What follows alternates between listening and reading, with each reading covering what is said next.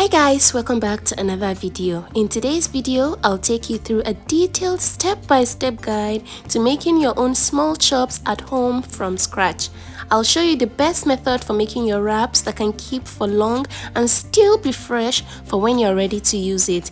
I'll also show you how to make both samosa and spring roll filling and how to fold them perfectly. I'll also show you how to make the perfect, tastiest, fail-proof puff ever. Let's get started. So we're starting with samosa filling. Add some oil to your pan, saute some onions, add ginger garlic powder, stir, then pour in your beef. This beef is cooked, then stir for a bit, then add in your carrots, then stir properly, then add some salt, seasonings, curry, black pepper. There's no one way of making this. You can make your filling however you'd like. Just make sure to use beef or chicken or any protein of choice. So add some water. You can cover this and let the carrots cook for a bit till all the water is all dried, just like this. So this is ready. So just transfer gently to a wide plate, spread it out like this so that it cools down really fast. Okay, so next is we're going to make the spring roll filling. So add some oil to your pan, saute some onions. You can use as much as you like. For spring rolls, you need like lots of onions if you like it. So add some ginger garlic powder, add some scotch bonnet pepper. It's actually optional. Then go in with your minced beef. Okay, this is optional. You can omit it if you like, but it actually elevates your spring rolls. So you can just add very little. You don't need to do too much. So add some salt, curry, seasoning cube, black pepper. Just season it however you'd like, then stir properly till well combined. Then go in with your cabbage. You need lots of cabbage, then just stir it in, stir properly. Then you go in with your carrot. You can add bell peppers, you can add spring onions, you can add whatever veggies you'd like, but make sure to add cabbage. Cabbage is the main vegetable in spring rolls. So stir fry for a bit and it's ready. Don't let it get too soggy. Take it off heat. So spread it in a wide plate for it to cool down. So this is the spring roll filling and this is the samosa filling. We're done with the fillings now, and now it's time to make the dough. Here I have 2 cups of flour. I added half a teaspoon of salt and mixed properly till well combined. Then add in water. You're going to add in water bit by bit so you don't do too much. So keep adding water till it forms a dough. I used a total of 1 cup of water. You might need to use less depending on your own measurement. So mix properly till you form a dough just like this. It shouldn't be sticky, it should be soft but not sticky, almost sticky, just like this. So place it back in the bowl and cover it. You're going to let it rest for about 15 minutes. After 15 minutes, look what it looks like. It's stretchier, softer and smoother. And now we are going to roll. You're going to sprinkle some flour, then you roll it like this into a log like this, and then you're going to cut. So I cut into about 8 pieces. So after cutting, just take one and then you're going to form a ball with it. Okay, do it the way you see me do. Pinch at it like this, fold it under, and then you roll it in your palm, and then there you have it. So repeat the process for the remaining ones, and here we have the 8 of them all rolled. So I'll transfer them back to the bowl and sprinkle a bit of flour on it so it doesn't stick together. Then I'm going to cover it so it doesn't dry up. So I made another batch. It's the same measurements, and I'm going to do the same thing with what I did with the first one. So you're going to roll all of them into balls like this. Okay, this is the first one I did, and this is the second one. So I'll also transfer these to a bowl like this and sprinkle some flour over it so it doesn't stick. I'll cover so it doesn't go dry. So I'll just take one and roll it like this. So you're going to roll all the total round shapes we have. We have 8 and 8, so we have a total of 16. So we're going to roll it like this till we get the 16. This is the first 8 done. Okay, so we're going to go ahead and roll the rest, and here is the remaining 8. So we have all 16 of them all rolled out like this, and next you're going to need some flour and some vegetable oil for the next step. So you take one of it like this, Then you use your brush, and then you're going to use some oil and brush this generously. Make sure everywhere has oil. Then take some of the flour and sprinkle it on top. Okay, please make sure you are generous with the oil and flour. If you're not generous enough, it might end up sticking together. Add some oil again. Use your brush to brush in some oil properly. Then you sprinkle some flour again. Sprinkle some flour. Please be generous with both the oil and flour. Then you stack up another one. Then use your brush, and then you're going to brush properly with some oil. After brushing with the oil, then you sprinkle some flour again. Then you add up another one. Okay, so we're going to do 4 each. We have a total of 16, so we do 4 each. So after stacking them all together, sprinkle some flour, and you're going to roll this wide and flat. So guys, let's roll. Guys, if you've watched till this point, so I want to remind you to like this video, subscribe, and leave me a comment, and share this video to loved ones. Thank you. So we're done rolling now, and this is what it looks like. So this is 4 all rolled together, and this is what it looks like. So I'll keep this aside, and I'm going to take 4 more out of this and roll it again. Okay, so this is another one rolled. This is the second batch rolled. This is another 4 all rolled out now, and then I'm going to take another 4 from here again and roll. Okay, so this is the third batch. This is the another 4 rolled, the third one that's rolled, and now this is the final 4 which I'm going to roll right now. So this is the last 4 all rolled out, and now this is the first one we did, the second one, the third one, and the fourth one. Okay, so next we're going to place this in a pan just like this. So place it in your pan. We're not going to cook it or anything. We just want it to have a bit of heat. Touch it so that the wraps can come off easily, so that we'll be able to separate the wraps. Okay, so as you can see guys, it's already coming off, it's peeling off like this easily, which means that our wraps are ready and we can now just take it off heat. Okay, so we'll repeat the process with the remaining ones till we're done. So just place it in your pan. Make sure you spread it out really flat. I'm doing this, turning it around like this so that heat will touch the edges. So flip it, and guys, it's all coming off. If you don't generously oil and flour your dough, it might get really sticky and it wouldn't come off as easily as it's coming off right now. So it's all done now, and we're going to take it out of the pan. After taking it out of the pan, we'll take another one and place it in the pan. So keep repeating the process till you're done. Okay, so you're just going to flip this on the other side so the other side gets heat also, and then just turn it like this so the edges all touches the pan, so that it will come off easily. Then you take it out of the pan, and then you just do the last one, and we'll place the last one in the pan. Then turn it like this so the edges all touches the pan. Then you're going to flip. This is really hot. It's all ready now, coming off easily. And yeah, that's all. Be generous with the oiling, and you're going to get the perfect wraps all the time. A lot of people complain, they say they have a hard time making wraps this way, but I feel like this is the best method of making your wraps, because with little flour you can get lots of wraps, and it's very good, especially for business, for parties, and for different occasions. So I feel like this is the best method of making wraps. You need to be very careful when separating your wrap so that it doesn't tear apart. You know you've got the perfect wraps when you squeeze it like this, and it goes back to its original shape, and it's as transparent like this. So this is everything already. You can use a towel or kitchen towel or paper towel, anything. Cover it up so that it doesn't dry up, to retain moisture. So cover it up this way till you're ready to use it.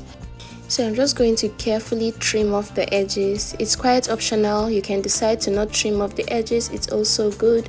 But I want my wraps to be really fine so that everything will be all neat.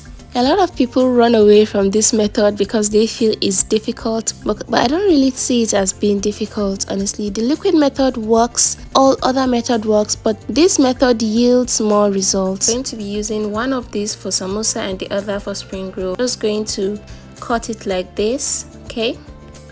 I can proudly say that this is the best method for samosa and spring roll wraps or sheets, or whichever you all call it. I've tried this method, I've tried liquid method, and I will say that I love this method best. It's just so perfect. So the best thing about these wraps is after you've made your wraps and you're not ready to use it, put your wraps in Ziploc bags. That way it has no contact with water, and just freeze your wraps till you're ready to use it.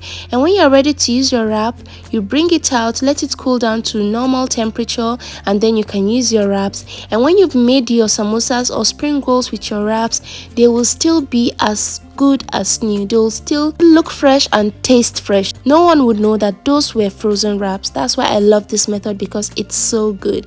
It can keep way longer than other methods. So finally, we're done with the wraps, and now it's time to make our puff puff. For this puff puff recipe, you're going to need 6 cups of flour, 2 tablespoons of yeast, 1 teaspoon of salt, 1 cup of sugar and a 1/4 cup of sugar, 1 full cup of powdered milk. I used half teaspoon of nutmeg, but I advise you to use 1 teaspoon. Then you're going to mix everything together, okay? Mix properly till very well combined. So you're going to mix your puff puff with warm water, okay? And you're going to add your water in bits. Don't add it all at once, because you don't want a situation whereby the water is too much and then you have to add flour and it will just mess up everything, okay? So keep adding your water little by little. Please don't use cold water. Don't use hot boiling water. The water should be hot in the sense that if you put your hands in, you can like tolerate it, but if you put your finger in and you can't tolerate the hotness of the water, don't use that water, because it will just kill the yeast and your puff puff wouldn't rise beautifully. So at this point, this is still really tough and hard, so keep adding warm water. So add a bit of warm water and keep mixing this, okay? You're going to use 4 cups of warm water in total, and go ahead and just mix very well. Mix till very smooth like this. Use your hands to mix this properly till it gets really stretchy like this. When it gets stretchy like this, just keep beating it very well. Make sure you mix it very well, and then you know that it's ready. So gently scrape off the sides, scrape everything in and cover this. Make sure to cover tightly. So you're going to keep this in a really warm place for 45 minutes to an hour, depending on how warm or cold your place is. So it's been an hour and it's risen perfectly and beautifully, and I'm going to use my hands to deflate this, okay? So after deflating it, go ahead and beat it for about 2 to 3 minutes. Beat it like this, and after beating it like this, we are going to fry. Let me show you how to properly scoop. So you're going to use wet hands. My hands are really wet, and then you're going to scoop some like this in between your thumb and your other fingers. Just watch carefully, and then you just press it down like this. So you keep scooping and then you press it down like this. I don't know how to explain it, but I know if you watch closely, you will get a hang of it. So you keep doing that, and even if you don't get it at first, as you keep doing it, you keep practicing, you will definitely get the perfect shapes. So heat up some oil in your pan, enough oil, because we're going to deep fry this puff puff. What's puff puff without oil, right? So you need a lot of oil, and then you're going to start placing your puff puff in one after the other. So we're going to use medium to low heat to fry our puff puff, okay? If you put your puff puff in and it comes off to the top immediately, that means your oil is too hot. But if you place your puff puff into the oil and it sinks in, like it's down the bottom and it's refusing to come off, that means your oil is not hot enough, and you're going to get a more tough and really hard dough rather than soft and chewy. But if you place your puff puff in and after 5 to 10 seconds it comes up to the top, that means that's the right temperature and it's going to fry beautifully. and it's going to be really soft and good. So go ahead and fry your puff puff to your taste. Fry as brown as you like. At this point it's ready, and I'm going to carefully take it out of the oil. Make sure after taking it out of the oil you strain properly, or you just place it in a paper towel so that the oil will strain off completely, so that you don't end up with something that's soggy or something with a lot of oil. So here's our really beautiful puff puff, all ready and all tasty and all yummy. Let me show you what it looks like on the inside. Can you see? It's so beautiful, so stretchy, and tastes absolutely delicious. Next, we are going to make the paste. This is going to serve as a seal or a glue to glue up the sides and edges of our samosa and spring rolls. So I used 2 tablespoons of flour, and I used some water to form this paste. So now we are going to wrap the samosas. So take one of the wraps, and you fold the wider sides, then you take some of the paste, use a brush on this side, then you fold the other side and press it down. Then you take some of the paste again and spread it in, and then you gently use your hands to press it down. Add the filling in. Then take the paste also and spread it like this. Then you cover properly and then seal. That's basically how to make the samosa. It's so easy. So this is our samosas all done, all ready, and so beautiful. And next we're going to make the spring rolls. Okay, so this is our spring roll filling. This is the liquid we are going to use to seal up, and then this is our wraps, or should I call it sheets? Anyone. So I'll just take one, keep the rest aside, place it down like this, and I'll take the paste and use a brush to just brush on all the sides, just the way you see me do, like this. And I'll use a spoon, take some of the filling and just pour it in. You don't need to do too much, okay? If you put too much, it might burst open in the oil while frying. Also watch closely and see how I fold. You're going to need to fold really tightly so that it doesn't scatter up in the oil while frying. So we're done with the spring rolls, and this is everything. This is what it looks like. So here is our samosas all done and all ready to be fried, and this is the spring rolls also all done and all ready to be fried. So go ahead and fry your small chops. So starting with the samosas, you're going to need to fry them on very high heat, okay, so it doesn't soak up oil.